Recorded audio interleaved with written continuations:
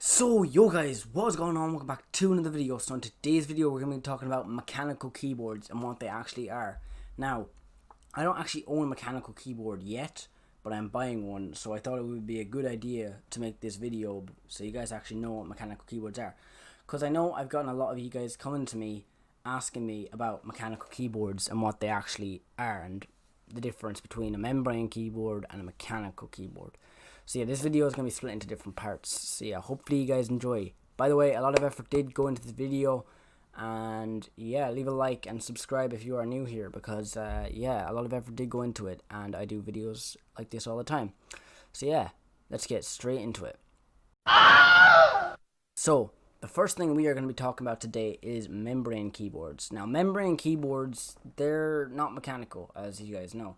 Membrane keyboards are usually the cheaper keyboards that you see in schools and stuff, and most of you guys have probably tried a membrane keyboard if you guys have ever used a computer in your life. They're known as membranes. They're known, as you can see from the diagrams on the screen, they're basically just a big rubber sheet with these rubber domes on them that push down on pressure pads, and they're all connected together. These things are normally very low quality and they are not good for gaming. They are known as being mushy and very low feedback. By the way, I don't have much of a script written for this video. It's kind of just me talking off the top of my head. So yeah, and it's basically, they're really cheap to make and they're just known as lower quality and they're not half as good as mechanical keyboards. So yeah, I definitely recommend saving up for a mechanical keyboard if you do use a keyboard quite a lot. So yeah, that's a membrane keyboard, and yeah, I think that's that for the membrane keyboard. So yeah, now we are actually getting into mechanical keyboards. So mechanical keyboards basically are different switches, and they're actually individual switches that push down. Now there are three main types of mechanical switch, but there's loads of different colors and different types, and they all have different feedbacks all over the place, and there's too many to choose from. But the three mainstream switches are reds, which are no, which wait no, I'm gonna do that in a second. Sorry. Are reds, browns, and blue switches. Now, as you can see from the diagram on the screen, reds are known as linear switches, and they have no bump and no click, no bump, and no click, and they're basically just straight through the whole way down. These are mainly considered the best for gaming. And then you got brown switches, which are a tactile bump, again, bump, and they have no click. And blue switches, which are switches like these. I don't want to do anything to mess up my thing, so I'm just gonna. They sound kind of like blue switches, and they're known as clicky, and they have a tactile bump.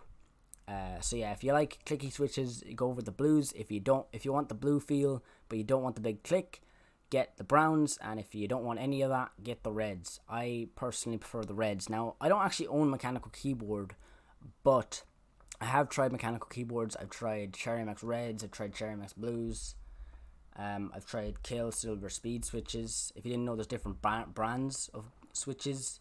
Cherry are considered to be the best in the market at the moment because they've taken over so much of it. They're known as Cherry MX. This is their logo. You can see their logo on screen. We also got other brands like Galeron and Altimu switches and Kale switches and loads of different brands. But Altimu are known as the cheaper switches, and most budget keyboards like the Red Dragon K552, which is either up there or there. It's there. Yeah, it's there. K552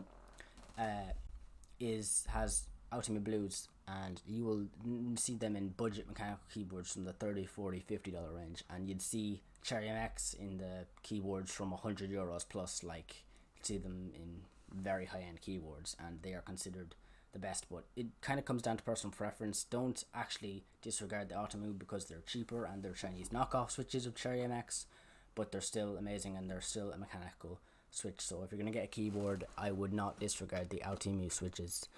Also, other brands make their switches. So you got like HyperX, who make their own switches. You got Razer, and you got Logitech, who make their own switches, and loads of other brands make their own switches, like SteelSeries. I know that they make their own switches. And yeah, into the next part. So yeah, I also forgot to mention that these keys, they actuate at, they have a 4mm travel distance, all three of them, and they have different grams of force. So like the reds would have 45 on Cherry MX. Obviously different switch types means different actuation force, but for Cherry MX it would be 45 grams, and they'd actuate at 2mm. These would be 50 grams, and they'd actuate at 2mm, and this is also 45 and it would actuate at 2mm. If you didn't know, they also have a 4mm travel distance, and yeah, so basically they, instead of actuating all the way down here, they'd actuate right here. And I think that is everything. I think I might be missing something, but yeah. Oh yeah, I also forgot to mention that mechanical keyboards, they last a lot longer than membrane keyboards. So each key switch on a Cherry MX would be worth about 50 million, and obviously different switches have different lifespans. So 50 million clicks on each and every single individual switch, and they're not connected together, like they're all individual on the keyboard.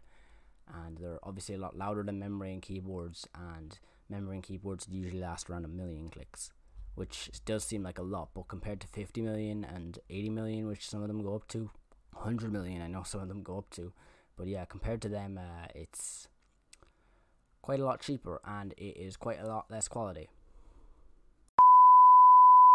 So yeah, that's kind of it. Would I recommend a keyboard, a mechanical keyboard? Yes, I totally would. If you're into gaming and you do a lot of it and you're on the computer quite a bit, definitely buy a mechanical keyboard. And yeah, what else was I going to say? If you don't know what switch type you want to get, buy a keyboard switch tester. I'll have a link to one down in the description below. Basically, it's just a little keypad with a lot of different switches on it, which you can try. They're only like 15-20 euros, so definitely recommend them. But you can also try mechanical keyboards inside like shops and stuff, like Curry's PC World would be a good one in Ireland. But if you live in a different country, because I know a lot of my viewers come from different countries, just they'd probably be in your local tech store where your gaming keyboards are. And yeah, that's kind of it for this video anyway. I know it was short, and I know I probably wasn't the most Anyway, if you guys did enjoy this video, leave a big fat thumbs up. Remember to subscribe up there, down there, or anywhere on the screen. And leave a like, share the videos with your friends. Bye.